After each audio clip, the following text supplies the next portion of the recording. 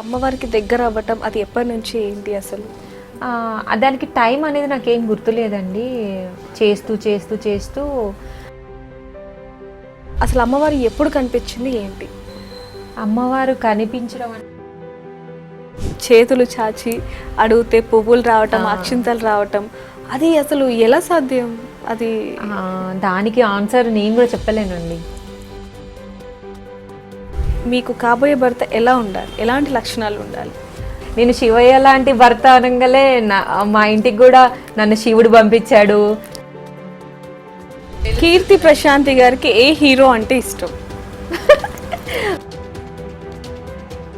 మనం బాధపడితే నవ్వేది బంధువులు, మనం ఎదుగుతే ఏడ్చేది బంధువులు అంటూ ఉంటారు. దాంట్లో వాస్తవం ఉందా? ఉంటుందండి. అంటే మీ లైఫ్లో జరిగిందా? లేండి, మనం అందరినీ అనలేము, కొంతమంది ఉంటారు. అయితే మామూలుగా మీరు ఒక ఇంటర్వ్యూ ఇచ్చిన తర్వాత కొంతమంది వల్ల మీరు కూడా ఫేక్ అనేది కొంచెం జనాల్లోకి వెళ్ళింది. నిజం నిలకడగా వస్తుంది, అబద్ధం ఊరంతా చుట్టొస్తుంది. మీ ఇన్స్టాలో కొన్ని వీడియోస్ చూస్తే నార్మల్ డ్రెస్సులతో ఒక మూవీ సాంగ్స్ ఉంటాయి. అవును, ఒక్కసారి ఇలా చేంజ్ ఎలా అయిపోతుంది? నేను అసలు ముందు నేను ఎక్కడ చెప్పలేదే. కీర్తి ప్రశాంతి గారికి డబ్బులు ఎక్కువగా ఉన్నాయి, బ్లాక్ మనీ ఉంది కాబట్టి దాన్ని ఏ విధంగా యూజ్ చేయాలో అర్థం కాక ఇలా దేవుడి పేరు చెప్పి ఈ విధంగా చేస్తున్నారు అంటూ కూడా కొన్ని రూమర్స్. ఇప్పుడు నా మీద టైం పెట్టి వేస్ట్ చేసుకోవడం కంటే మీ లైఫ్ గురించి మీరు పెట్టుకోండి. అందరికీ నమస్కారం, వెల్కమ్ టు బిగ్ టీవీ.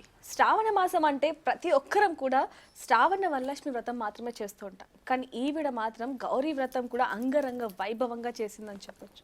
చాలామంది శ్రావణ మాసం మంచి భర్త రావాలి, లేకపోతే మా ఫ్యామిలీ మొత్తం హ్యాపీగా సంతోషంగా ఉండాలని అనుకుంటారు. కానీ ఈవిడ మాత్రం ప్రపంచం మొత్తం కూడా లోక కళ్యాణం కోసం ఎంత తాపత్రయపడుతుందో వాళ్ళందరి కూడా అందంగా హ్యాపీగా ఉండాలని కోరుకునే వ్యక్తి అని చెప్పొచ్చు.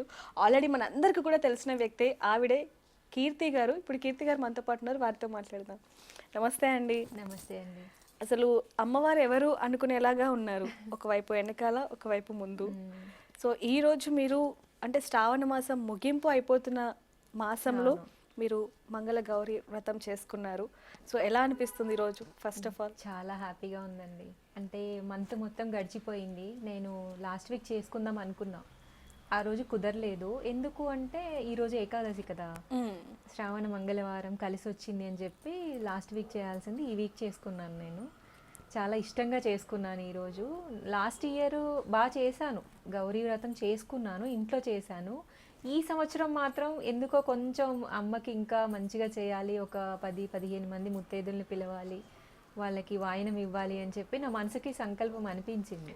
అంటే అనిపించడం ఓకే, అంటే చాలా మంది కూడా శ్రావణ మాసంలో మంగళ గౌరీ వ్రతం కూడా చేస్తూ ఉంటారు. అవును, కానీ మీరు స్పెషల్గా పసుపు కుంకుమలతో అది చేయడం, అంటే అమ్మవారిని కూర్చోపెట్టడం అనేది అసలు ఎన్ని పెట్టారు, ఏంటి, ఎలా అనిపించింది? ఎప్పుడులానే అండి, నా విషయంలో కళలు రావడము లేదా నా మైండ్కి అనిపించడము, నాకేదో ఊహల్లో అలా సడన్గా ఏదో పని చేస్తూ కూడా కొంచెం కొత్త కొత్త పూజలు ఐడియాలు వస్తాయి. ఎవరైనా పని విషయంలో వస్తాయి, వాళ్ళ బిజినెస్లో కావచ్చు, వాళ్ళ పర్సనల్ విషయంలో కావచ్చు వస్తాయి ఐడియా. సరే ఇలా చేసుకుంటే బాగుండు అనిపిస్తుంది. నా లైఫ్ డిఫరెంట్ అనమాట. అంటే పూజది అలా సడన్గా వచ్చేస్తుంది మైండ్కి, అది జరిగిపోతుంది. నా ప్రమేయం ఉందా లేదా అని కూడా ఒక్కోసారి జరిగిన తర్వాత అర్థం అవ్వదు.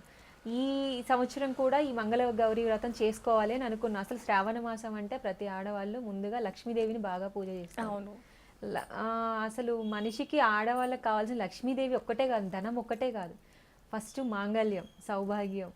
అంటే గౌరీదేవి ప్రతి ఆడపిల్లకి పెళ్లికి ముందే గౌరీదేవి పూజ ఎందుకు చేపిస్తారు? పెళ్ళైన వాళ్ళే చేయాలని లేదు కదా, మరి పెళ్లి కాకముందే ఎందుకు చేపిస్తారు అంటే ఆ తల్లి తాళి అంత గట్టిది అని ఒక నమ్మకం, పురాణాలు అవే చెప్తూ ఉంటాయి కదా.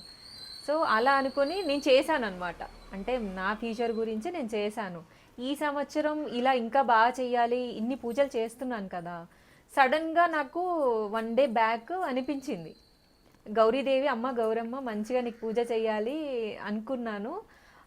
బైక్ పై ఉన్నాను, నేను బయటికి వెళ్ళాను. నేను ఆ వెళ్ళే దారిలో అనిపించిందండి, ఇలా 108 గౌరమ్మలు అని నాకు కనిపిస్తుంది. అయితే మామూలుగా మీరు ఒక ఇంటర్వ్యూ ఇచ్చిన తర్వాత కొంతమంది వల్ల మీరు కూడా ఫేక్ అనేది కొంచెం జనాల్లోకి వెళ్ళింది. కొంచెం మీరు అది కూడా ఫేస్ చేయడం జరిగింది. ఒక్క ఇంటర్వ్యూ వల్ల అంటే అది మంచి ఇంటర్వ్యూ అయినప్పటికీ ఆ తర్వాత వాళ్ళు చేసిన ఏదైతే బిహేవియర్ ఉందో అది మీకు కూడా కొంచెం ఒక చిన్న మచ్చ తీసుకొచ్చిందని చెప్పొచ్చా? ఆ, నేనైతే అలా అనుకోవట్లేదండి. మచ్చ అని నేను ఎప్పుడు అనుకోను.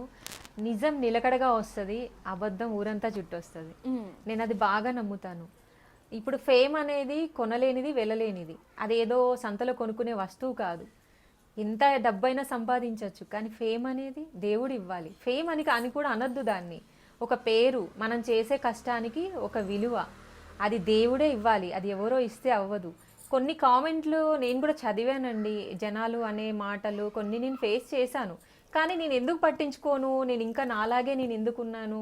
మరి నేను ఎప్పుడు ఆపేయచ్చు కదా? ఒకవేళ నేను భయపడి ఉంటే ఇంకా వీడియోలు, నాకు జరిగే వింతలన్నీ నేను ఎందుకు చూపిస్తున్నాను అంటే, నాకు దేవుడిచ్చిన అదృష్టం. దేవుడు ఎలా నాకు కనిపిస్తున్నాడు, దేవుడు అంటే డైరెక్ట్గా దిగొస్తున్నాడు అని కూడా నేను చెప్పట్లే. నాకు ఏదో ఒక రూపంలో కనిపిస్తూ ఉంటాడు. దాన్ని నేను అందరికీ చూపిస్తున్నాను, వీడియోలు చేస్తున్నాను. మరి మీరు నన్ను విమర్శిస్తున్నారు, బాగానే ఉంది. మరి నా వెనుక జరిగే వీడియోలో అసలు ఏం జరుగుతుంది, నా వెనుక జరిగేది ఏంటి, నేను ఎవరి గురించి కష్టపడుతున్నాను, నా కష్టం ఎడిపోతుంది.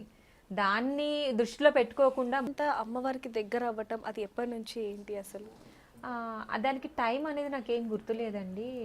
చేస్తూ చేస్తూ చేస్తూ ఈరోజు ఇప్పుడు మీ ఇంటర్వ్యూ వరకు కూడా, ఈరోజు ఈ గౌరీదేవి వ్రతం వరకు కూడా మొదలు ఎక్కడైందో నాకు తెలియదు, కానీ ఇది ఎక్కడెండు కూడా నేను చెప్పలేను. నా లైఫ్లో ఒక పార్ట్, నా లైఫ్ స్టైల్ నాకే ఉంటుంది. అంటే ఒక సామాన్యమైన అమ్మాయినే అండి నేను. మీలాంటి ఒక సామాన్యమైన అమ్మాయి నేనేమి అంటే పురాణాలు, శాస్త్రాలు, వేదాలు చదివిన దాన్ని ఏం కాదు. ఒక వింత జరుగుతుంది. నేను ఫస్ట్ నుంచి ఇదే చెప్తున్నాను. నా లైఫ్లో నాకు తెలియకుండా కొన్ని వింతలు జరుగుతున్నాయి. అది ఎందుకు అంటే నా దగ్గర సమాధానం లేదు. అంటే చిన్నప్పటి నుంచి మీరు అంటే దేవుడికి దగ్గరగా ఉంటూ ఉంటారా? అంటే అమ్మగారు కావచ్చు, లేకపోతే ఇంట్లో ఎవరైనా అలా? మా అటు తరంలో ఇటు తరంలో ఎవ్వరు లేరండి. ఇంత పూజలు చేసే వాళ్ళైతే ఎవరు లేరు. మినిమం చేస్తారు, అసలు చేయకుండా ఎవరు ఉండరు. పూజలు, వ్రతాలు ఇయర్లో వస్తూ ఉంటాయి కదా, సంవత్సరం అంతా, తర్వాత పండుగలు, అలాంటప్పుడు చేసుకుంటారు అందరూ. ఏదైనా వాళ్ళకి ప్రాబ్లమ్స్ని బట్టి అయ్యగారులు ఏదైనా చెప్తే హోమాలు చేయించుకుంటారు తప్ప అసలు దేవుడికి చేయటం ఏంటి, వాళ్ళ కోసమే చేయటం ఏంటి, మనిషి కోసం కదా చేసుకోవాలి.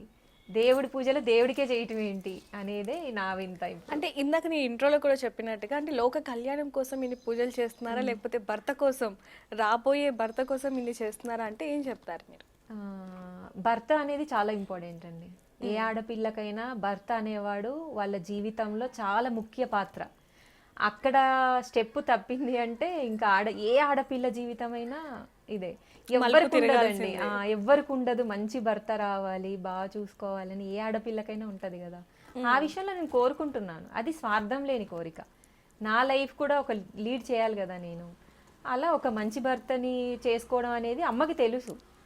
అది అంటే ఎటువంటి స్వార్థం లేని కోరిక ఏ ఆడపిల్లైనా కోరుకునేది. ఇక పూజలు అంటారా, లోక కళ్యాణార్థం నేను చెప్పక్కర్లేదు. అసలు ముందు నాకు తెలియదు లోక కళ్యాణార్థం. నేను ఇప్పుడు మనం ఆ పదానికి మీనింగ్ నాకు ఫస్ట్లో తెలిసేది కాదు. అలాంటిది నేను చేసేసి వచ్చేసాను. ఓకే, దాని గురించి పురాణాలు కూడా నేను చదవాల. లోక కళ్యాణం అంటే ఏంటి, ఎలా చేస్తారు, అది ఇది అని చెప్పి నేను చేసిన తర్వాత తెలుసుకున్నాను. అంటే నా వల్ల లోక కళ్యాణం జరిగింది.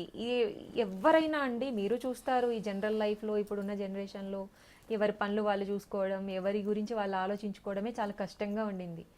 అలాంటిది ఒక సామాన్యమైన ఆడపిల్లే, మనం ఏమీ అన్నీ నేర్చుకుని వచ్చిన దాన్ని కూడా కాదు. మరి ఈరోజు ఒక ఆడపిల్ల ఇప్పుడు మీ ఇంట్లోనే ఉన్నారండి, 5గురు ఉంటారు, మీ పిల్లలు ఉంటారు, మీ మనస్తత్వాలు కలుస్తాయా? మీరు ఒకటి తింటా అంటారు, మీ పిల్లలు ఒకటి అంటారు, మీ హస్బెండ్ ఒకటి అంటారు. అలాంటిది మీ ఇళ్లలోనే మీ అందరికి సఖ్యత ఉండదు, మీ మనస్తత్వాలే ఒక రకంగా ఉండవు. మరి ఒక ఆడపిల్ల ఇంతమందిని తీసుకొచ్చి ఏకదాటిగా ఒక దారిలో నడిపించగలుగుతుంది అంటే ఎవరు? అమ్మ. ఆ అమ్మవారి అనుగ్రహం ఉంది. అంటే ఏదో చెప్పాలి సమాజానికి, ఒకేసారి కూడా మనం ఏమి చెప్పలేము. ఈ లైఫ్లో నడుస్తూ ఉంటే అలా అని కంప్లీట్ దైవత్వం, నేనేదో చేసేస్తాను, నేను దైవత్వంలోనే ఉండాలి అనేది కూడా కాదు. నా లైఫ్లో నా చేతుల మీదుగా లోక కళ్యాణం రాసుంది. నాకు అమ్మవారిచ్చిన జన్మ ప్రకారం నా జీవితంలో చాలా అద్భుతాలు అయితే జరుగుతున్నాయండి. కొన్ని మీరు చూస్తారు, కొన్ని నేను ఫేస్ చేస్తాం. అంటే నిజంగానే మీరు అన్నట్టుగా మేము చూసినవి కొంతవరకే.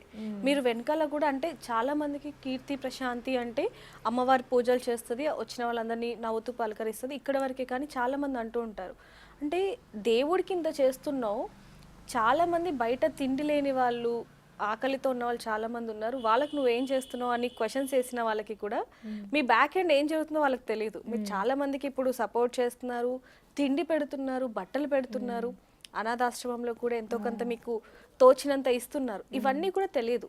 అయితే ఇవన్నీ కూడా చేయడానికి మీకు అంత